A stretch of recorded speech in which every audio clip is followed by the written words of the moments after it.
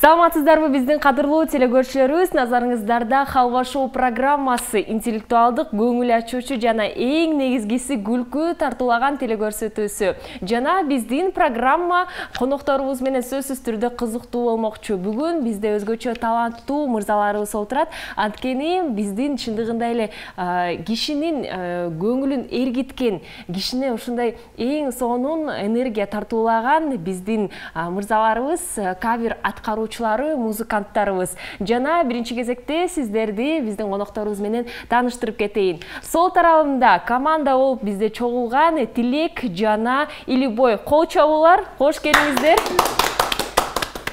Эң сонун жана менин оң тарабымда аябай ушундай кызыктуу каймана аттар менен келишкен Битат жана Люки. Кол чабуулар. Биринчи кезекте Битатка суроо узаткым келип жатат. Мисалы, улукту алсак, Люки деген каймана атты алыптыр. Эмне себептен Битат сиздики? Бишкек Талайбеков Арген Талайбекович. Эң сонун. Чындыгында аябай кызыктуу экен.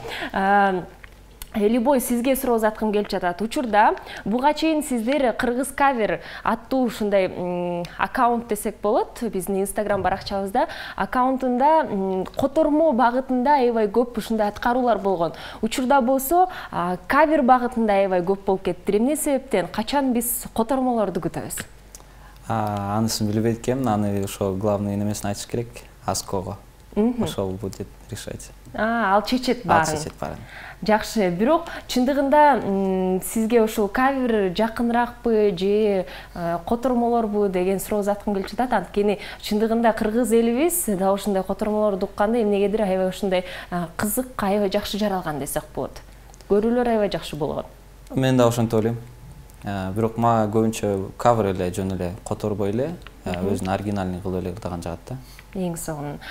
Тилек, айта кетиңизчи, кавер багытында конкуренция биздин Кыргызстанда кандай жүрүп жатат азыркы учурда? Конкуренция аябай чоң. Азыр бизде Кыргызстанда аябай жаш таланттар өсүп атат.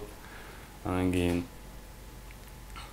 аябай көп десем болот. Анан кийин не знаю, буйрусам, может, мировой уровеньге чыгат да, кавер тартып эле аябай азыр ТикТокто өнүгүп болот, ошол жакта көп просмотр алып. Аябай чоң десем болот ошо. Азыркы учурда отурган коноктордун арасында Люки, Битат, Илибой дагы сиздин конкуренттериңиз деп атасак болобу? Билбейм, антип атаса деле болбойт го дейм, анткени биз чогуу эле жүрөбүз ар жерде. Мен, например, ырдасам, бул мага чертип берет дегендей. Мен өзүм инструмент ойнобойм, биякта досторум бар ойнойт. Мен буга кайрылсам болот, же бияка айтсам. Биз чогуубуз да, анткени биздин конкуренция деген нерсе жок. Ошон үчүн да бүгүн чогуу келип отурабыз. Жакшы. Жана телекөрүүчүлөргө айта кетейин, биздин эфирибиздин аягында биздин жакшы конокторубуз аябай сонун жана кызыктуу чыгарманы аткарып бермекчи. Биздин Люки мырзабыз бүгүн жакшынакай аспабын ала келиптир десек болот. Айта кетиңизчи, Люки, музыкант болуп кандайдыр бир ушу аспапты алып кетүү бул эң негизги нерселердин бириби? Эң негизги болушу мүмкүн, бирок мен үчүн бул жөн гана хобби, жана музыкага болгон сүйүү да. Эң сонун. Жакшы. Жана кайсыл музыкалык аспапты десеңиздер, гитара аспабында жакшынакай музыка чыгармасын укмакчыбыз, бирок эфирибиздин аягында. Албетте сөзсүз түрдө биздин жеңүүчүлөрүбүздү аныктагандан кийин жана деги эле командаларыбыздын азыркы учурда аталышы кандай болот экендигин билип алалы. Тилек жана Илибой, сиздердин командаңыздардын аты кандай болот? Флэш. Флэш деп атайсыздар. Жакшы. Эмесе Люки, Битат? Биз Флэштен ылдамыраак бололу деп Торнадо бололу дедик. Торнадо аттуу командасы. Эмесе Флэш жана Торнадонун салгылашуусу кандай болот экендигин телекөрүүчүлөр менен чогуу билмекчибиз. Бирок ага чейин кыскача кыстырманы айтмакчыбыз, анткени жакшынакай белектерибиз жана деги эле күч кубатты тартуулаган биздин демөөрчүлөрүбүз тууралуу Абдышата компаниясынын эң биринчи ата мекендик өндүрүшү Nitro энергетикалык суусундугу. Nitro энергетиги өз күч кубатыңды башкара бил.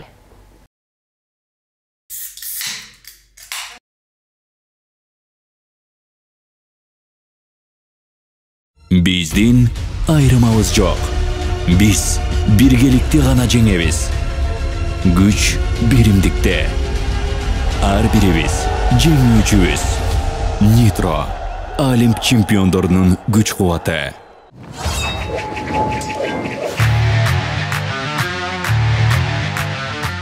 Биздин биринчи оюнубуз тамга жегич оюну деп аталат. Ар бир командадан бир киши катышат. Оюнчунун милдети 1,5 мүнөттүн ичинде суроолорго, көп суроолорубузга жооп узатуу. Бирок биздин тамгабыздан башталышы керек. Ар бир командага биз бир тамганы камтып койгонбуз. Жана алардын жооптору менен дал ушул жашыруун тамга менен башталышы керек. Ким көп суроолорго жооп берсе, жалпы команда бир халва балл алмакчы. Эмесе сөздөр эң негизги эрежелердин бири кайталанбашы керек. Азыркы учурда кайсыл команда биринчиден болуп баштап берет? Торнадобу же Флеш командасыбы? Флеш баштай берели. Флеш командасы.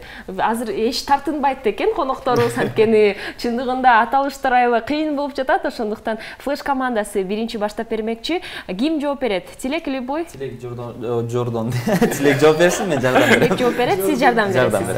Жакшы. Сиздердин тамгаңыздар С тамгасы Тилек. Биздин бардык суроолорубузга С тамгасынан жоопторду узатыңыз. Түшүнүктүүбү? Мен канчалык жардам берсем болот? Эгерде Тилек жооп таппай калса, сиз айтып койсоңуз болот, жана жоопту кабыл алам. Даярсызбы? Даярмын. Анда эмесе С тамгасы Флеш командасы баштап бермекчи. Океандын түбүндө ким жашайт? Сума. Сом. Курут эмнеден жасалат? Сүзмө. Кыргыздын биринчи смартфонунун аты? Samsung. Циркте эмне кылса болот? Циркте? Циркте. Бул? Циркте эмне кылса болот? Сабаса болот. Жакшы. Эң кыйын баатыр? Баатыр? Себетейди. Себетейди. Шашлыкты ким ойлоп тапкан? Саманбай. Эң күчтүү жырткыч? Жырткыч? Жырткыч. Синий кит. Адамдар деңизде эмне кылышат? Сүзүшөт. Эң даамдуу өсүмдүк? Эң даамдуу өсүмдүк? Темкиси. Китепканачы эмне жөнүндө кыялданат? Сүйүү. Мэрдин иш максаты эмнеде? Саясат. Конокто турганда эмне кылууга болбойт? Сөгүнгөнгө. Мирбек Атабеков концерттерде эмне жөнүндө ойлонот? Сүйүү жөнүндө. Я рассказал. Мирбек Атабеков концерттеринде эмне жөнүндө ойлонот? Сен жана мен жөнүндө. Макасинди ким ойлоп тапкан? Макасини? Самуэль. Гиппини каяктан сатып алса болот? Соода базарларда. TikTok менен ким жашайт? Силер. TikTok менен ким жашайт? Силер. Чоң энелер. Тилекке каршы убактыбыз бүтүп калды. Кол чабуулар, азаматсыздар. Мен жооп берип болчумун го, эже. Флеш командасы байкасаңыздар, бул жакта Люки сиздерге жардам бергенге да аракет салды. Ошондуктан сиз дагы азаматсыз. Бирок силерге жакшынакай ушундай менимче жардам көрсөтүп кетейин, командаларга жардам бербегиле. Бул жакта биринчиликке умтулабыз, макулбу? Эң сонун эмесе сиздер байкап алдыңыздар, оюн кандай жүрөт экен.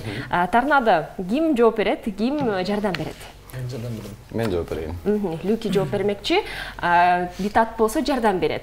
Азыркы учурда Торнадо командасына өтмөкчүбүз, жана сиздердин тамгаңыздар Т тамгасы. Даярсыздарбы? Даярбыз.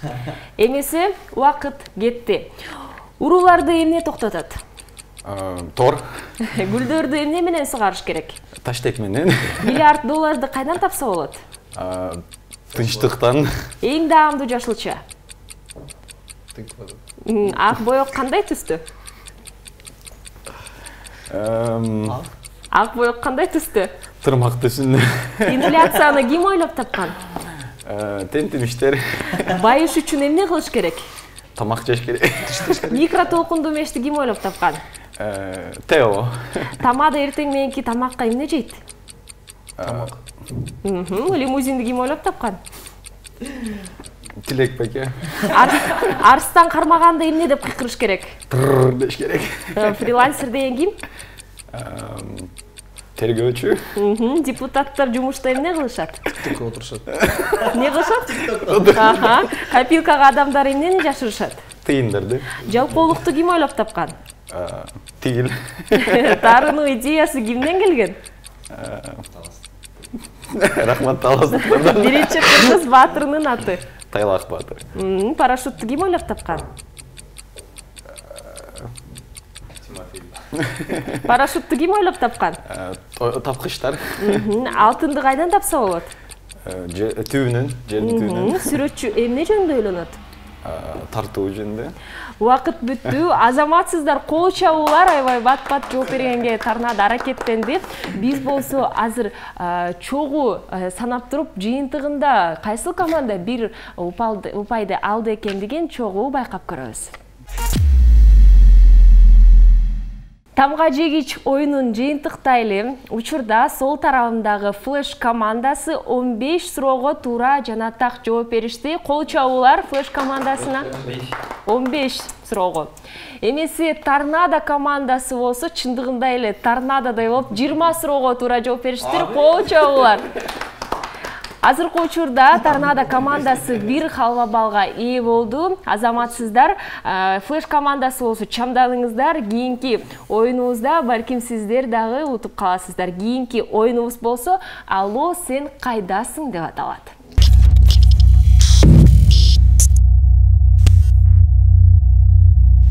«Алло, сен кайдасың» оюну. Бул оюнга команданын эки катышуучусу тең катышмакчы.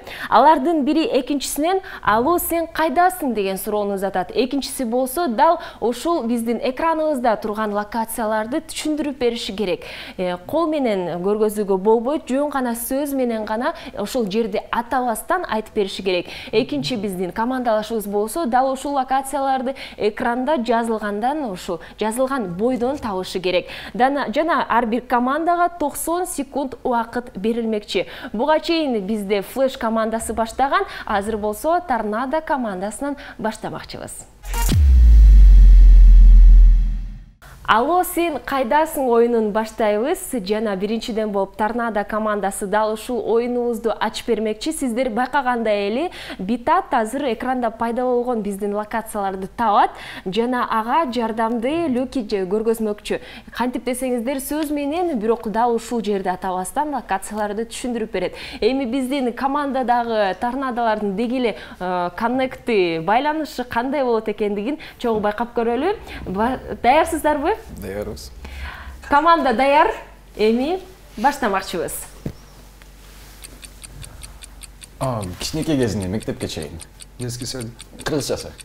Балабакча. Молодец. Акча алмап турасың. Америкадан келген Кыргызстанда. Акча отурду? Орусчасы. Валюта. Обменка. Ой, молодец. Күнүгө 5-күн сайын кечинде рус менен барабыз. Жума. Жок. Окшош эмес, вообще башкачасы. Эме клуб. Ошонун ичиндеги. Заведение кафе. Дагы төрт тамга. Кафе, заведение. Клуб. Чамданыңыздар? Ладно, кийинкисин сурап жатышат. Эки тоонун ортосу бактар толгон. Дагы жакын сөз. Река. Жок, ошол жердин аты. Кыргызстанда мындай жерлер көп, аябай кооз жер. Бактар бар, эки тоонун ортосунда. Дагы. Кийинкисин сурап жатышат. Гитаристте биринчи үйрөнгөндөр тан. Тан. Вот это караван. Караван. Жакшы. Спектакльдер коюлат. Театр. Малдар жашайт. Айылда малдар жашайт. Село, айыл. Малдар жашаган жер. Малдардын үйү. Айыл? Малдардын үйү. Заповедникте. Убакыт бүттү, тилекке каршы. Кол чабуулар, азаматсыздар, чындыгында жакшы тапканга аракет салдыңар. Люки, айтыңызчы, кайсы локацияны түшүндүрүп берүү кыйын болду? Капчыгайды. Капчыгайды. Чындыгында. Бом деп туруп анан дейт. Азыркы учурда чындыгында бизде көпчүлүк ушундай учурлар аябай көп болот. Анткени командалаштар оюнду баштагандан кийин да ушинтип айтып берсең мен түшүнбөкмүн да деген учурлар көп болмокчу. Бирок сиздер байланышыңыздарды жакшы түшүнүп алдыңыздар болуш керек. Анткени кийинки оюндарыбыз дагы сөзсүз түрдө командалаштар менен чогуу болмокчу. Азыр болсо Флеш командасы кандай оюнду көргөзөт экендигин чогуу байкап көрөлү.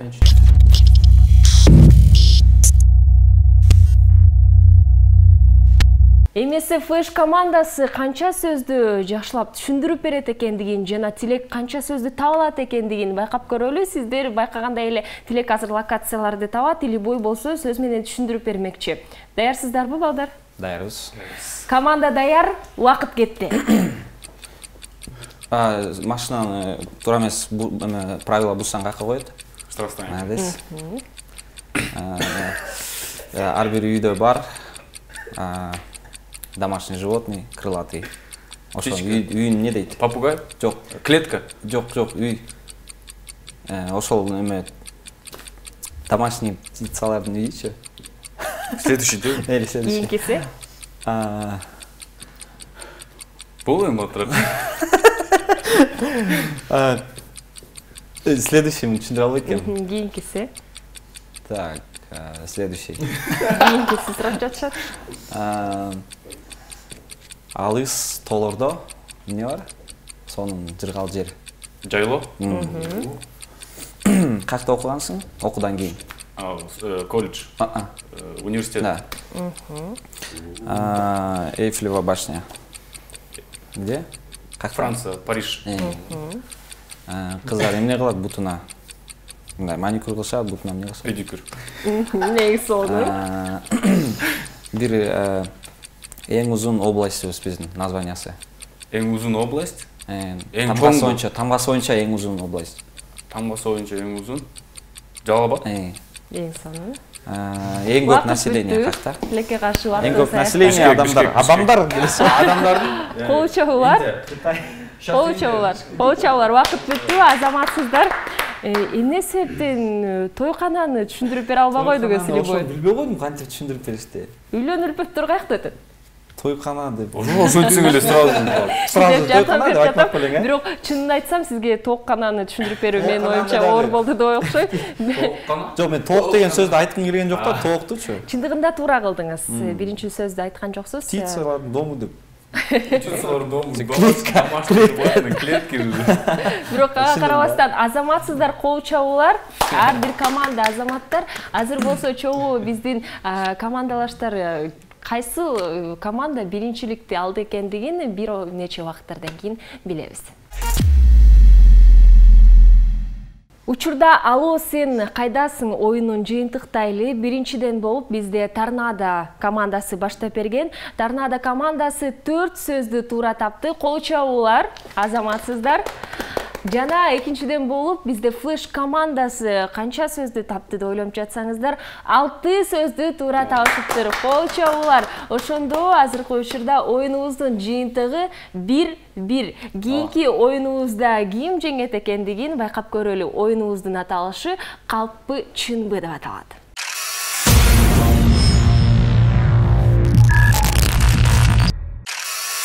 Учурда калппы чынбы оюнуна келип жеттик. Сиздер байкагандай эле колумда дал ушундай кичинекей карточкалар бар. Жана биринде бул жакта чынбы деп жазылып турат, экинчисинде болсо калппы деп жазылып турат. Биздин командаларда бир катышуучу катышмакчы. Алардын бири дал ушу карточканы алат жана бул жакта жазылып турган сөзгө жараша калп же чын окуяны айтып бермекчи. Эң негизги шарт окуя башынан аягына чейин же калп же чын болушу керек. Тең тайлашуучу болсо дал ушул карточкада жазылган нерсени таппай калуу десек болот. Эгерде таппай калса, албетте команда бир упайга ээ болмокчу жана тескеринче. Түшүнүктүүбү баары? Азыркы учурда буга чейин Торнадо командасы биринчиден болуп баштап берген, азыр болсо Флеш командасы баштап бермекчи. Бирок ага чейин сиздерге карточкаларды аралаштырып жана бирден таратып коеюн. Азыр өзүңүздөр тандап аласыздар.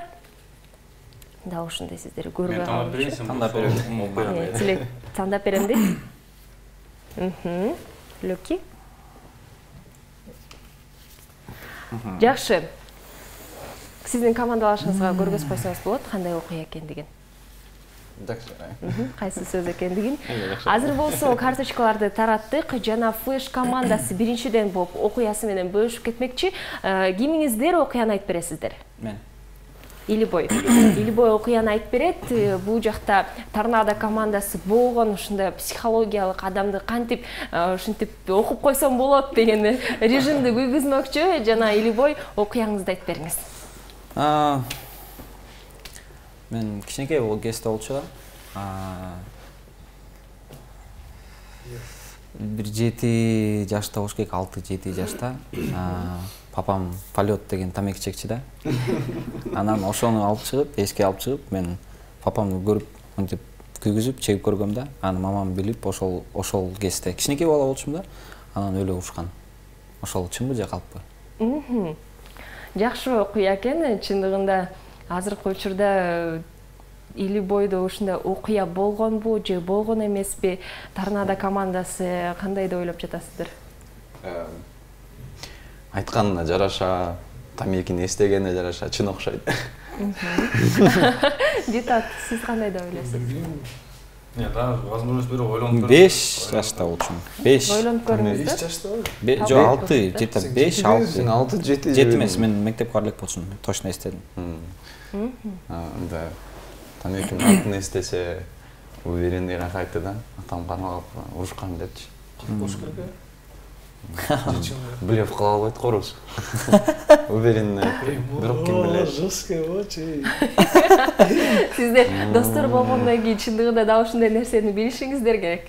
Бирок менин оюмча чын эле айтты. Чын деп ойлойсуз. Чын болсун. Чын деп. Чын деп ойлоп атасың. Жоопту кабыл ала берсин болот. Жок, сен бияка кошулбай өзүң эмнени айтпайсың, чынбы же калппы деп. Сен эмне деп ойлоп атасың? Сен эмне деп ойлоп атасың? 5 жашында. Сен өзүң качан байкап көрдүң эле? 5 жашында эстеди. Мен ошо 5 жашта тамек чеккен адам болсо. Калп деп атасың. Калппы? Чикилдешип келген. Эмне? Азыр бир жоопту кабыл алайын, экөөңүздөр сүйлөшүңүздөр. Калпайын, 5 кичинекей го. Меникинде эме болду. Анда мен чын дейм. Чын дейсиз. Мындай болду. Кайсы жоопту кабыл алайын? Чынга боло береби? Чын болду. Чын боло берсин. Чын деген жоопту кабыл алабыз. Эмесе карточкаңызды көргөзүңүз. Бул калп беле же чын беле? Чын болчу. Чын экен, кол чобуулар. Азаматсыздар, Торнадо командасы. Чындыгында менде суроо жаралды да, эгерде досуңуз болсом, суроо узатмакмын. Андан кийин апаңыз сизди сабадыбы беле деген суроо. Сабады деп айттымбы мен? Сабады деп айткам. Урушты дедиңиз да. Баланы карачы кичинекей кезинен баштап. Бир эле жолу болгон, мындай чек алган деле эмесмин мен. Анан мындай жөн эле күйгүзүп монтип көргөм да. Анан баары тамеки сиңип калды да, үйгө кирсем урушту. Чек көрүп Жакшы эле эметейин дедим силер путать этейин. Силек бул жакта сиздерди аябай жакшы билет экен. Эмесе Люки кандай окуяны айтып берет экендигин бизге кызыктуу болуп жатат. Калппы же чынбы? Окей, бул окуя мен Америкада болгон. Мен Америкада окууга барганда биринчи жолу кече болот мектептер менен. Биз бүтүп баратканда 14-майда. Анан биз немис досторубуз менен, 2 немис досум бар болчу. Ошолор менен кечелерге барып, ар кайсы үйдөн. Акыркы кечеде биз пиво таап алабыз. Анан досторубуз болупу ичели деп анткени акыркы жылы кетип атканбыз да, 3 күндөн кийин үйгө учмакпыз. Анан ошол жактан көп ичип коюп, бизди милиция салып кетет. Анткени мектепте окуган балдар, аякта 21 жаштан өйдө ичет да. Анан бизди кичинекей балалар пиво ичип жүрөт деп, бизди американ полицейскийлери салып кеткен да. Анан биз ата-энелерибизди чакырып, ошол ситуациядан чыгыш керек болчу. Бул окуя калппы же чынбы деген суроо кетти. Калп. Сен Америкага барган эмессиң? Эң эле баштайлы дебейсизби? Ошону эмеге алып атат. Заглавный алып атат. Бул Америкага барган точно может болгон депчи. Болгон эмес андай. Может что-то мындай жакын болгон, бирок монтип ата-энесин чакырып, ата-энеси биякта. Жок, хост родительдер бар болчу да. Америкада бизди баккан, биз кичинекей 16 Сен эмне буну ишендирип атасың? Чота калп окшойт. Жок, туура түшүнсүң да анткени. Силер утсаңар да, силер Психология, братец. Биз калп деп ойлойбуз, Калп эле Калп го. көрсөткен калп. Экөөңүздөр тең чогуу калп эмессиздер. көрөбүз да. Жоопту алайынбы? Чын беле? Жоопту кабыл ала берейинби? Калп. Азыркы учурда Флеш командасы Торнадоны калп окуя айтып берди деп жатышат. Азыр Торнадо көргөздөңүздөрбү? Калп кол чабуулар, азаматсыздар. Мен Америкага барган эмесмин деп. Нет, мама историясын айтып берет так толтурайт уже. Чындыгында аябай жакшы кызыктуу окуялар болду. Азыр болсо командалар канча упай алышты экендигин чогуу билмекчибиз. Нитро энергетикалык суусундугу менен биздин катышуучулар жеңишке жетишти. Эмне себептен анткени калппы чынбы биздин оюнубузда командалар экөө тең бир упайдан ээ болушту жана жыйынтыгында 2-2 кол чабуулар азаматсыздар. Чындыгында бул жакта жакын жана жакшы достор экендиги байкалып турат. Бирок ким билет, балким аягында бизде бир жеңүүчү гана калат. Эмесе кийинки оюнубузда чогуу байкап көрөбүз. Оюнубуздун аты Алло Доске.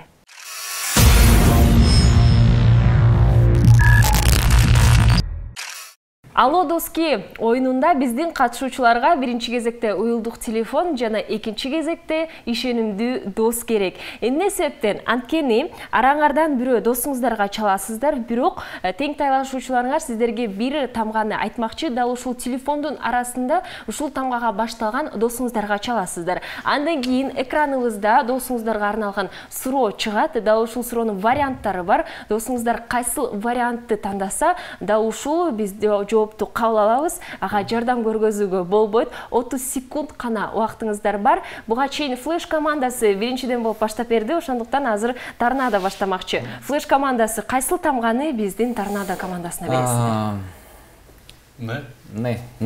Не тамгасын учурда Торнадо алып жатат. Люки биринчиден болуп уюлдук телефонун кармап алды. Байкашым боюнча Люки сиз чаласыз азыр. Ооба, азыр Нурлан деген досум бар. Нурлан. Мынакей. Нурланга чалабыз. Сиз дароо чалып баштаганда биздин экранда сурообуз пайда болмокчу. Динамикти күйгүзөбүз, микрофонго жакыныраак кылабыз. Нурланды биз дагы угуп алалы.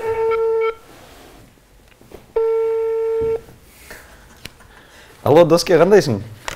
Алло. Мен сенен суроо алайын, жөн эле жооп берип койчу. Иттин бир жылы адамдын канча жылына алмаштырат дейт? 3 вариант. 4 жыл, 6 жыл, 5 жыл. Иттин бир жылы адамдын канча жылына барабар? Бол вариант бер. 4, 6, 5. 5. 5? Хорошо.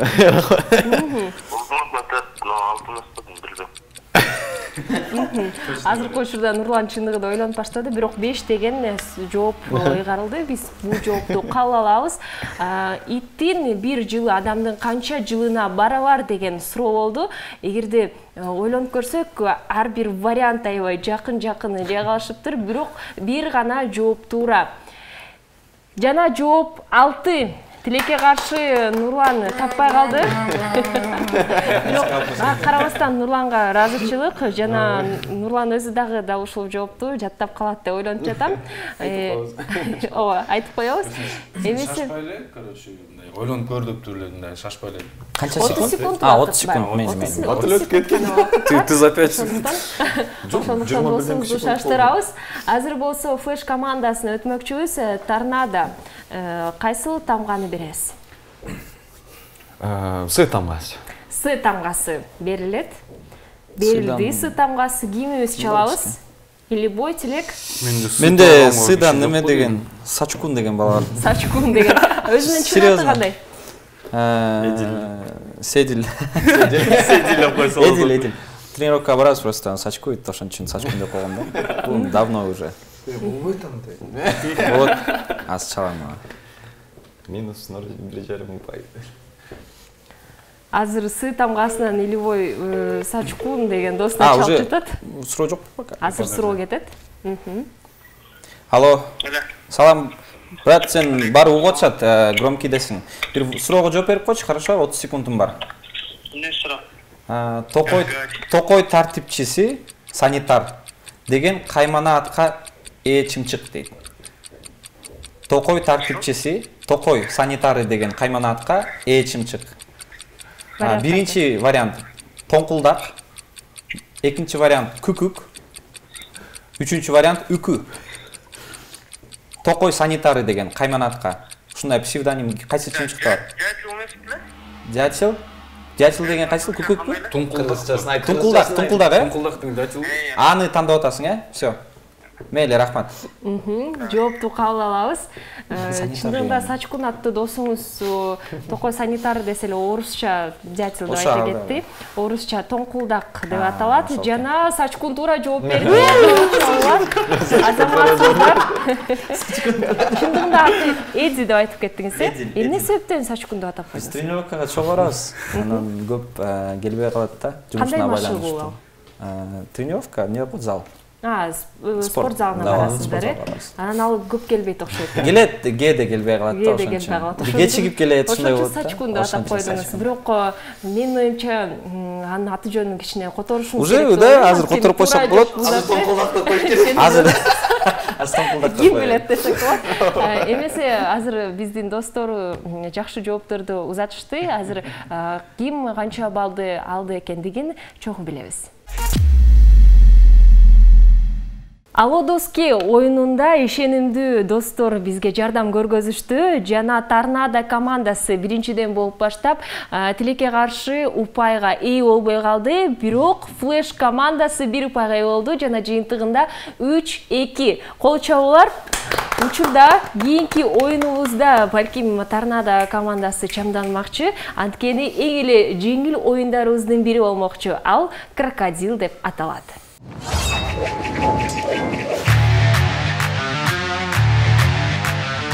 Крокодил оюну 1,5 мүнөттүн ичинде команда мүмкүн болушунча көп нерселерди, балким тамак аштарды, жаныбарларды, же болбосо башка ушундай заттар болушу керек. Жана аларды атабастан үн чыгарбай дене кыймылдары менен гана түшүндүрүү керек. Бир катышуучу көрсөтөт, экинчиси тапмакчы. Азыркы учурда Тилек дал ушул сөздөрдү, экранда пайда болгон сөздөрдү табат, илибой болсо кыймылдар менен билдирип бермекчи.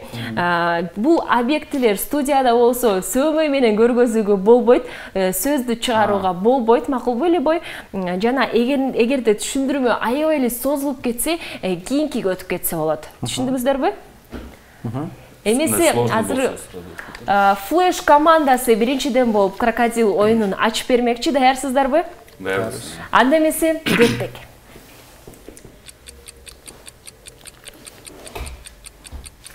Унитаз. Туалет, стульчик, табуретка. Кыргыз тилинде айтыңыз. Стөл, как? Калабыз, ийгисин өтө берсек болот.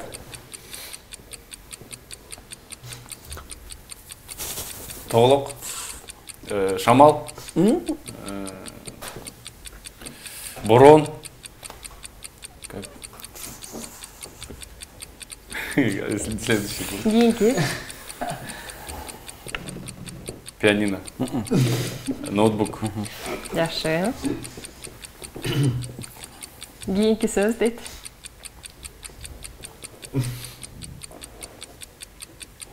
Арбуз. Коон. Зайчик. Коён. Ит.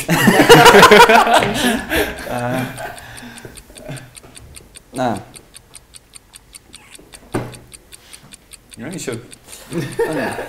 Кийинки сөзгө өтөбүз дейт. Атыр. Эң сону. Маска. Жакшы. Шоколад. Убактыбыз бүттү. Не? Азамат, сиздер кандай байланыш, аябай жакшы байланыш экен. Илибой кайсы биздин сөздү түшүндүрүү кыйын болду? Отургуч. Отургуч? Башында кыйын болду. Бул сөздү кабыл алдым, анткени орус тилинде биздин команда стульчик деп атап кетти. Розетканы аябай кыйын болду. Отургуч чындыгында болчу. Чоң рахмат биздин командага. Кийинки биздин Торнадо кандай биз жыйынтык көргөзөт экендигин байкап көрөлү.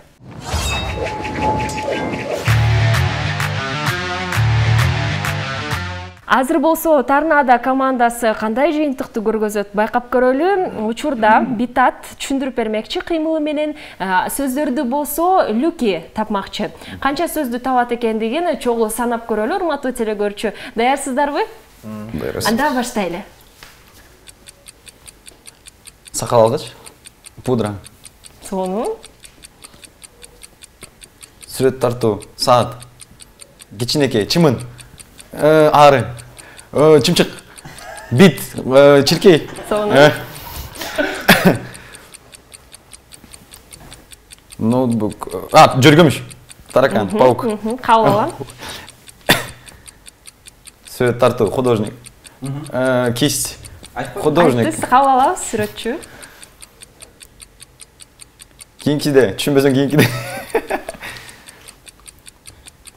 Жүгөрү. Сонун. Пияз. Чоң. Энергиясы жок кичинекей. Лилипут. Кийинкиде кой, карлик. Чоң. Кишиби. Кийинкиде кой. Гөнүк. Эмне бул? Айрыган эмне? Жыртуу, айруу. Кабыл алабыз. Животный. Койрогу менен. Чычкан. Азамат. Плед, одеялка. Журкан. Азаматсыздар, убакыт бүттү, кол чабуулар чындыгында. Буга чейин Бочка. буга чейин мен ойлоп жаткамда деги эле жөргөмүштү, паукту кантип көргөзүш керек дегенде дароо эле чындыгында аябай жакшы ыкма экен.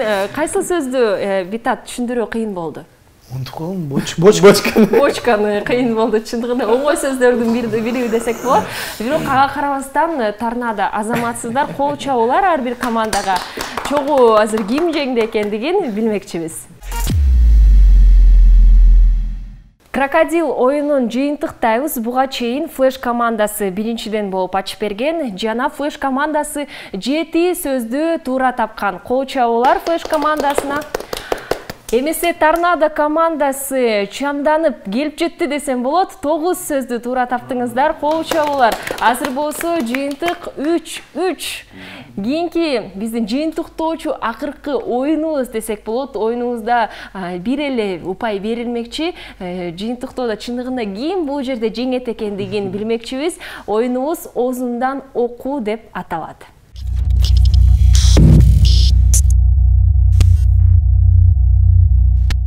Түгөнгүс энергия жана жигердүү мотивация бизге нитроэнергетикалык суусундугу берип жатат. Дал ушул күч кубат менен биз оозундан окуу оюнун баштамакчыбыз. Азыркы учурда сиздер байкагандай эле люки наушник тагынып эч нерсе укпастан дал артикуляция жана мимика менен Битат айтып бермекчи. Дал ушул сөздөрдү люки тапмакчы. Ким канча көп сөздү тапса, дал ушул команда бир халва балга ээ болмокчу. Оозундан оюнун баштайбыз. Биздин командалар даярсыздарбы? Даяр. Торнадо биринчиден болуп баштап бермекчи. Музыка кетти, оюнубуз башталды. Шопинг. Краб. Шакарап. Краб.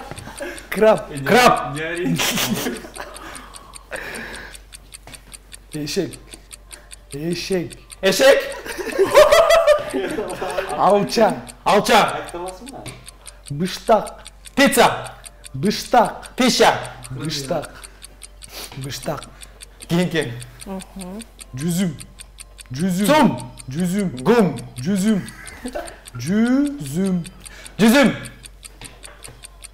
Бычак.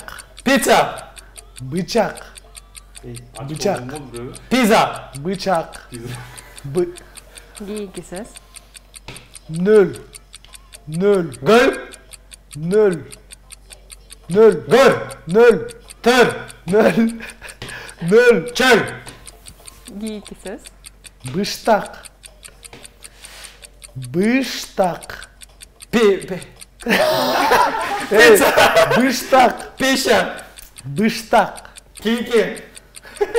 Бычак. Бычак. Нөл. Кол. Гөл.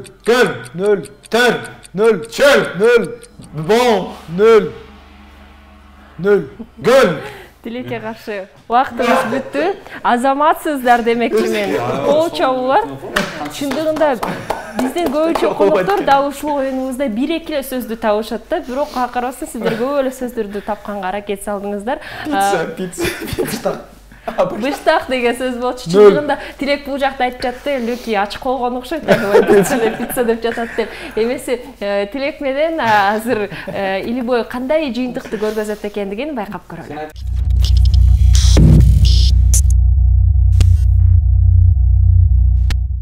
Флеш командасы Озундан окуу оюнун азыр улантууда. Азыркы учурда Тилек наушник кийип, дал сөздөрдү тапмакчы.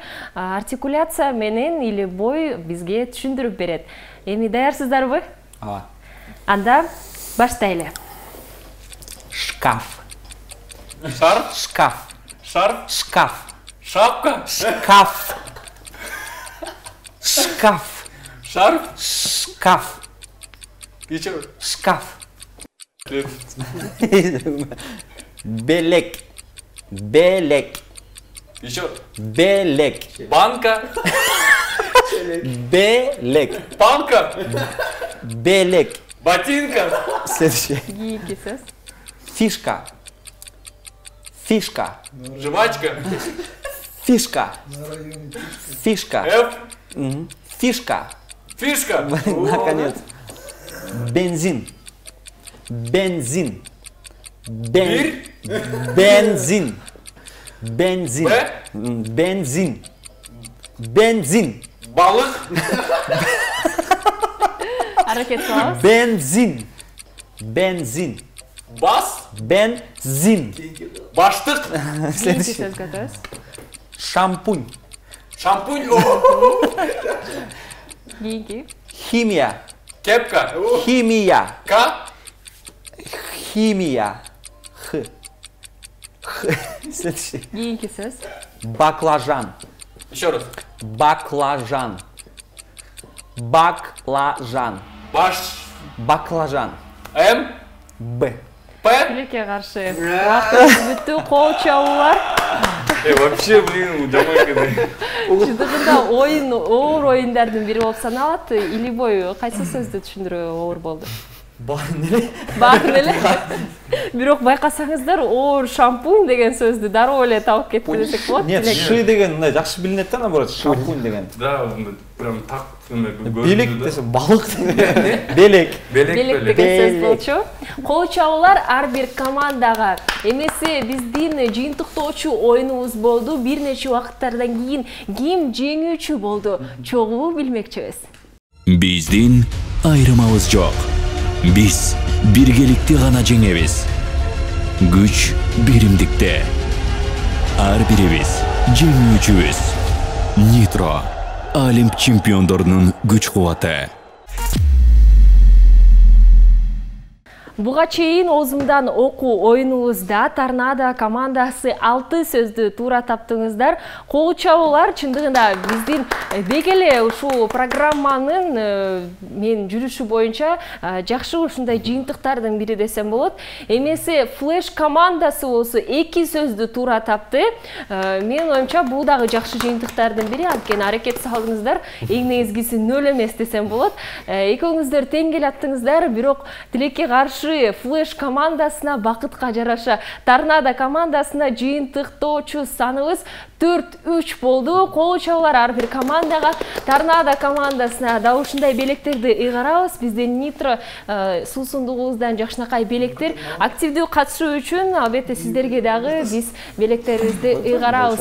Учурда болсо биздин командаларга чоң ыраазычылык билдиребиз. Албетте өз убактыңыздарды бөлүп жакшынакай оюн көргөзүп бергениңиздерге жана албетте телекөрүүчүлөргө айта кетейин, биздин конокторубуз кур келбей өз аспаптарын алып келип, бизге жакшынакай музыка чыгармасын тартуулап бермекчи. Күндөр жаңыра, күнөсүз бир сагына, күтүп зарыган көргөндө көздөр чагылар, Sürdü Paris'ten, süyüp alıştan, sürüttün kara canım, olur carışkan, kurca balışkan. Oh, ay ay, asıl cansın ay, aydın nurunday, canı durdun ay. Oh, ay ay, asıl cansın ay, ayday jarkır ay, azdan kalkılay, arzu sezimdi. Artırbay jigit söz verdi, azıra verdi. Ardayım anne ellesi, acıldap gündür aldığa sürü, aydadı suyu kemmesi, kağıp kanattı. Baktın tabası, ay ay, asıl cansın ay, aydın nurunday, canı durdun ay. Oh, ay ay, asıl cansın ay, ayday jarkır ay, azdan kalkıp ay. Ay ay, asıl cansın ay, aydın nurunday, canı durdun ay. Oh, ay ay, asıl cansın ay, ayday jarkır ay, azdan kalkıp ay. Ay ay, asıl cansın ay, aydın nurunday, canı durdun ay. Oh, ay ay, asıl cansın ay, aydın nurunday, canı durdun ay. Ay ay ay, asıl cansın ay, aydın nurunday, ay ay ay.